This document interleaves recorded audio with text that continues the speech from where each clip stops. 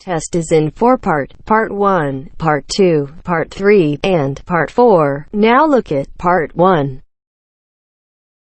Part 1. You'll hear a young student asking the social organizer of his school for information about organized trips.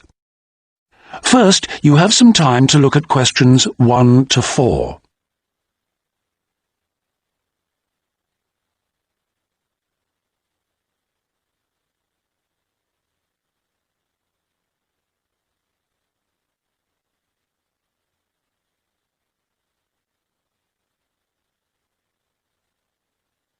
We shall begin. You should answer the questions as you listen because you will not hear the recording a second time. Listen carefully and answer questions 1 to 4. Good morning. Good morning. How can I help you? I understand that the school organizes trips to different... Yes, we run 5 every month. 3 during weekends and 2 Wednesday afternoon trips. What sort of places? Well, obviously it varies, but always places of historical interest, and also which offer a variety of shopping because our students always ask about that. And then we go for ones where we know there are guided tours because this gives a good focus for the visit. Do you travel far? Well, we're lucky here, obviously, because we're able to say that all our visits are less than 3 hours' drive. How much do they cost? Again, it varies. Between £5 and £15 a head, depending on distance. Uh-huh. Oh, and we do offer to arrange special trips if, there are more than 12 people. Oh, right. I'll keep that in mind. And what are the times normally? We try to keep it pretty fixed so that students get to know the pattern. We leave at 8:30 a.m. and return at 6 p.m. We figure it's best to keep the day fairly short. Oh, yes. And how do we reserve a place? You sign your name on the notice board. Do you know where it is? I saw it this morning. And we do ask that you sign up 3 days in advance, so we know we've got enough people interested to run it, and we can cancel if necessary, with full refund, of course. That's fine, thanks. Before you hear the rest of the conversation, you have some time to look at questions 5 to 10.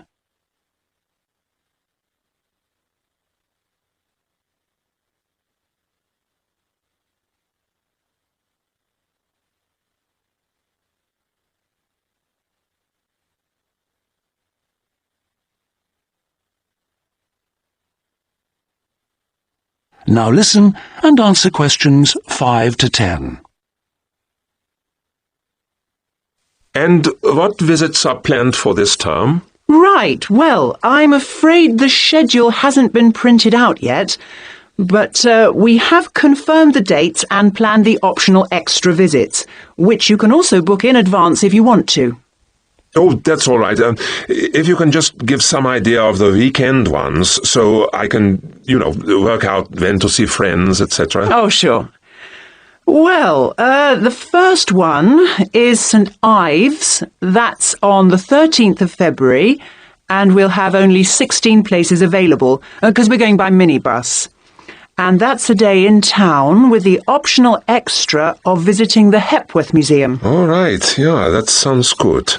Then there's a London trip on the 16th of February, and we'll be taking a medium-sized coach, so there'll be 45 places on that.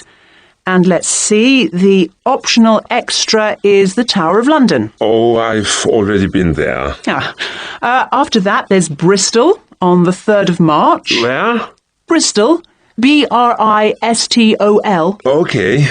That's in a different minibus with 18 places available. Oh, and the optional extra is a visit to the SS Great Britain. Okay. We're going to Salisbury on the 18th of March, and that's always a popular one because the optional extra is Stonehenge. So we're taking the large coach with 50 seats. Oh, good.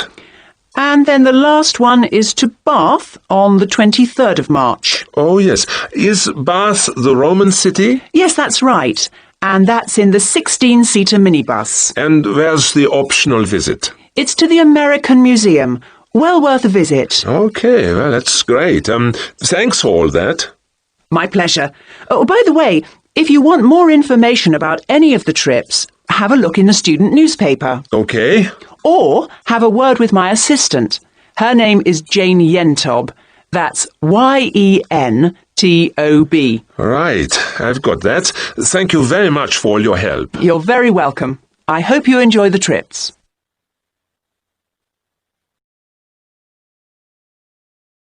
That is the end of part 1. You now have half a minute to check your answers.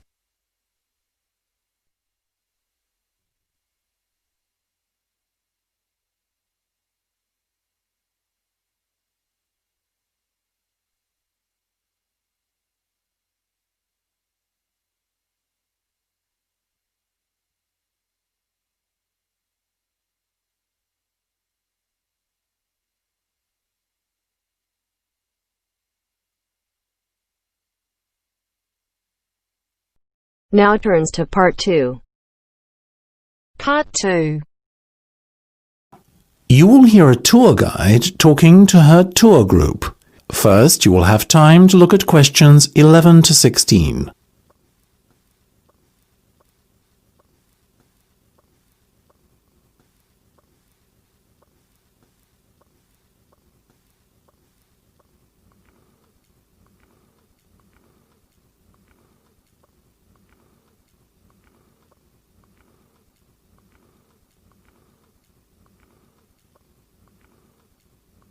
Now listen carefully and answer questions 11 to 16.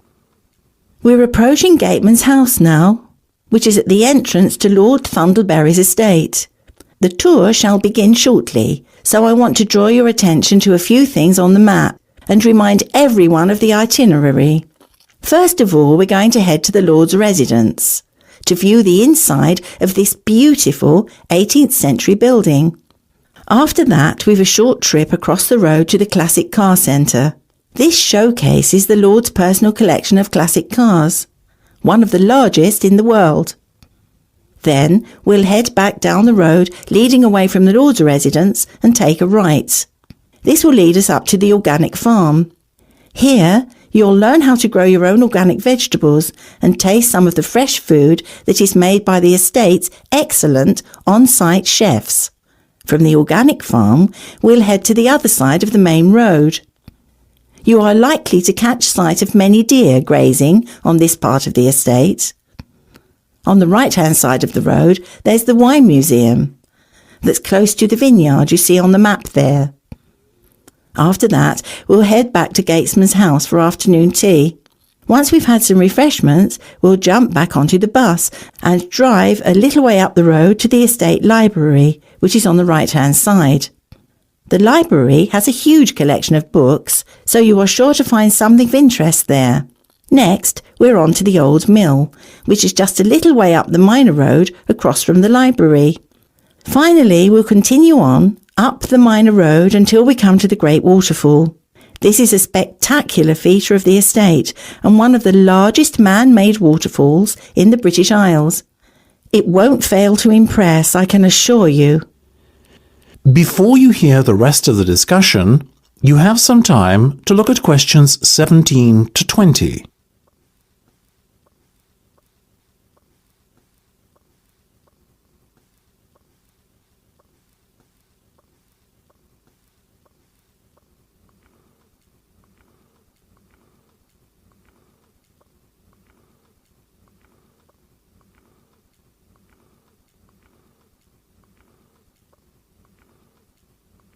Now listen and answer questions 17 to 20.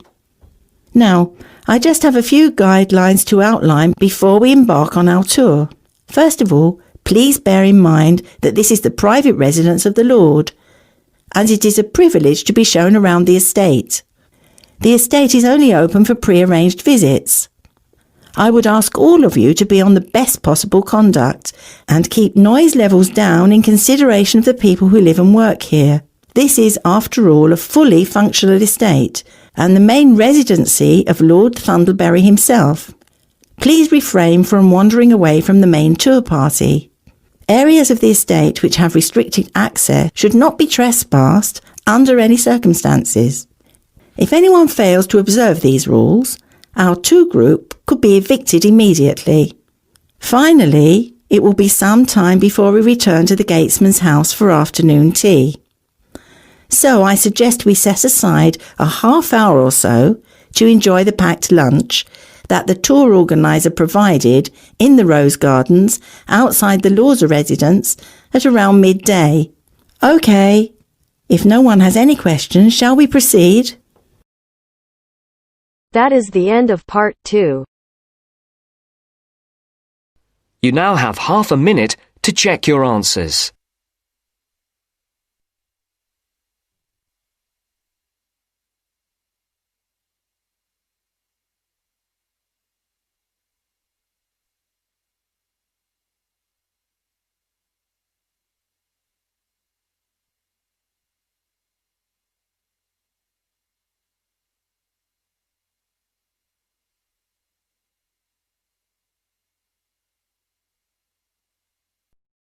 Now turns to part 3.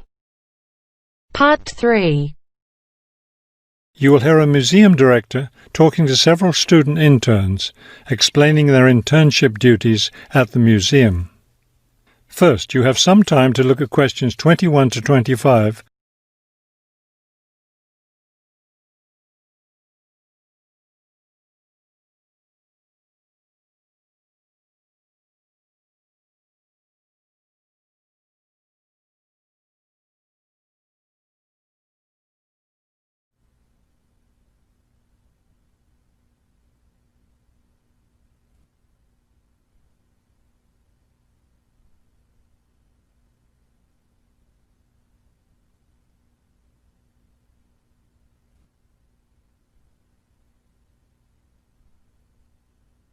As you listen to the first part of the conversation, answer questions 21 to 25. Welcome to the City Museum of Art. I'm Dr. Shirley Johnson, the director of the museum's internship program. Today, I'll be giving you an orientation to the museum and our museum administrator's internship program. Will we get a chance to tour the museum today? Yes, we'll start right now with a tour of the building. We'll skip the basement. Most of that part of the building is devoted to art conservation, which won't be part of your internship. Let's begin here on the ground floor with the museum offices. I guess this is where we'll be spending most of our time, helping with the office work. You'll spend some time working in here so you can learn what the administrative duties involve. But you'll also get a chance to experience all aspects of museum work. This room in here is the museum tours office. I'm interested in that. I'd really like to help out with the tours. That's great, because you'll all have a chance to lead some tours and maybe even to develop a tour of your own, too. Let's go up to the second floor now. This is the boardroom in here, isn't it? Will we get to go to board meetings? Only members of the board of directors attend those. Now, back here behind the galleries are the classrooms. You're all welcome to attend any class you want at no charge. But we won't be teaching any, will we? No, the staff of the education department is responsible for that. Let's move up to the third floor now and the research department. Each of you will spend some time working in here. Great. I'd like to help with the research. We're working on some very interesting research projects right now. Also, as an extension of your research work, you'll probably contribute to some of the museum's brochures. I'm looking forward to that. I like writing about art. Another thing I've been hoping to be able to do is meet some artists. You're in luck then. We've planned a reception for the first day of your internship, and you'll have the chance to meet several local artists then. Before you hear the rest of the conversation, you have some time to look at questions 26 to 30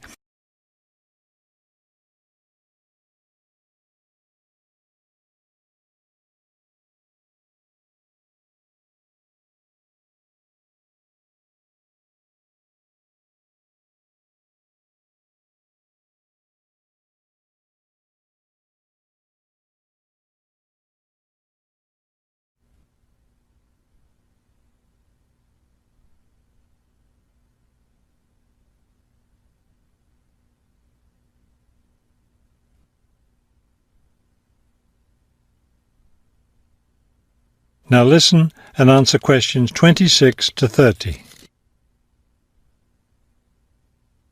Could you give us a little background of the museum? I mean, when it was built and some information about the collections and things like that? Of course.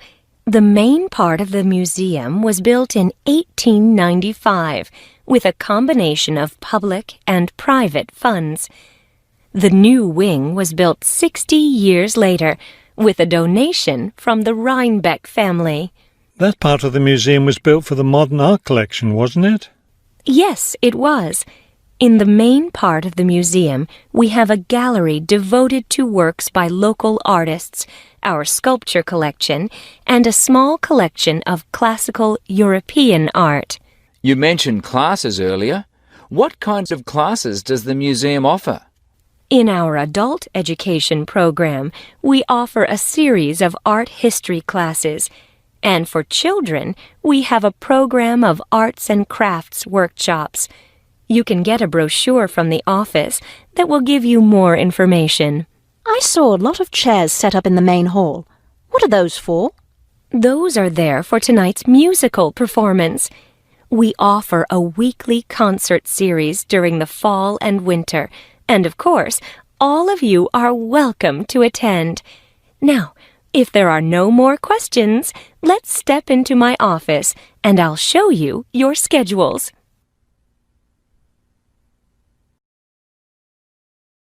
That is the end of part 3. You now have half a minute to check your answers.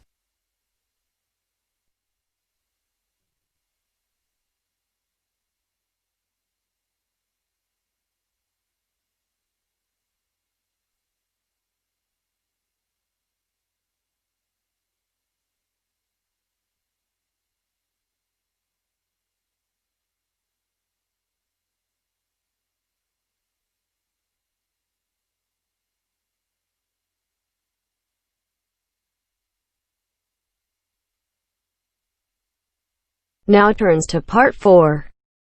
Part 4. You'll hear a lecture about Iron Age in Britain. First, you have some time to look at questions 31 to 40.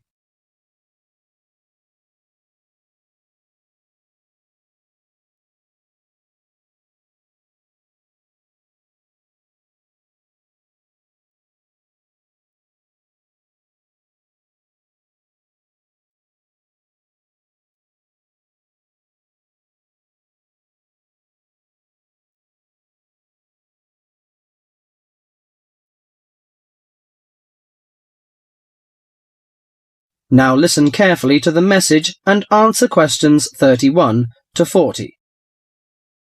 Good morning, ladies and gentlemen. Today I'm going to introduce to you a special age in Britain, the Iron Age.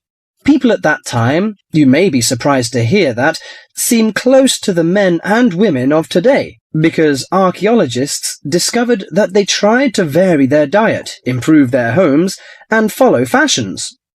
The period known as the Iron Age lasted in Britain for about 800 years, from 750 BC to 43 AD. There had been several dramatic changes by the end of the Iron Age, including coinage, wheel-thrown pottery, etc. People had started to live in larger and more settled communities. Furthermore, because of the differences in climate and geography, someone living in Yorkshire or Ireland would have eaten different food, worn different clothing, and lived in different housing conditions from someone living in southern Britain. Caesar commented that Britain was a land of small farms, and this has been proven by the archaeological evidence. Since Iron Age society was primarily agricultural, it is safe to presume that the daily routine would have revolved around the maintenance of the crops and livestock. Small farmsteads were tended by and would have supported isolated communities of family or extended family size. They produced enough to live on and a little extra to exchange for commodities that the farmers were unable to provide for themselves. For those farms, harvested crops were stored in either granaries that were raised from the ground on posts or in bell-shaped pits 2 to 3 meters deep. Some 4,500 of these storage pits have been found within the hill fort interior at Danebury in Hampshire.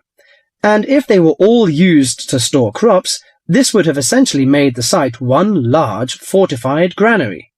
Although the archaeological evidence shows that cattle and sheep would have been the most common farm animals, it is known that pigs were also kept.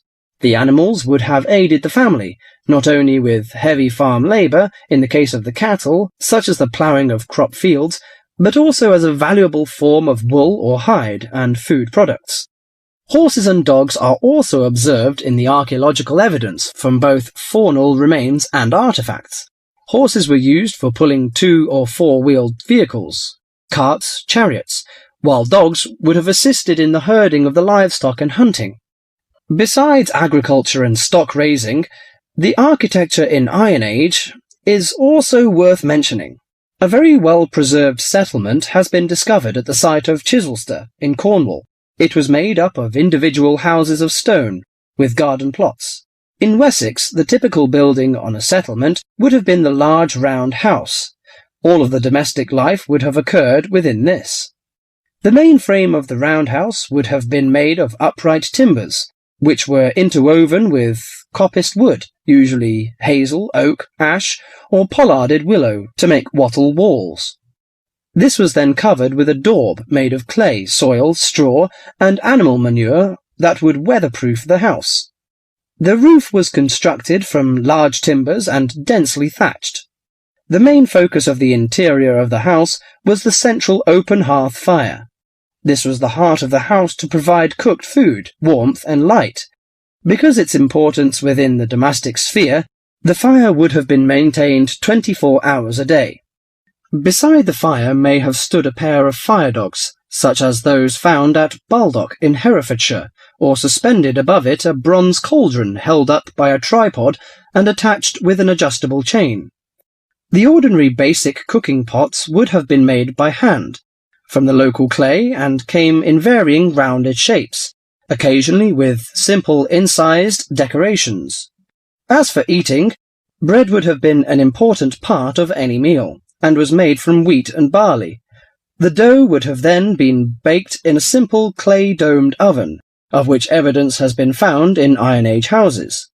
The barley and rye could also have been made into a kind of porridge.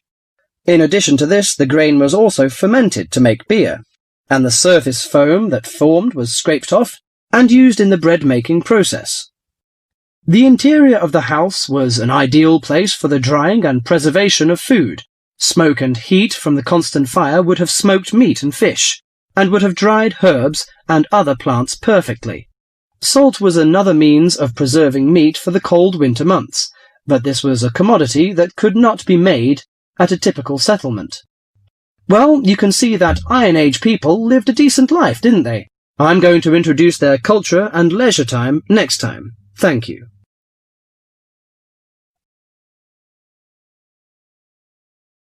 That is the end of part 4.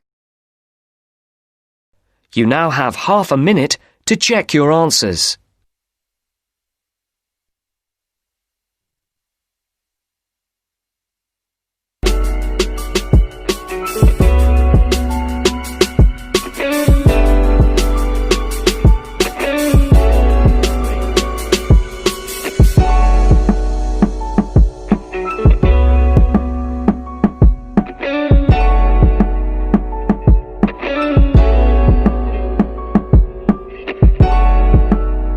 That is the end of the test.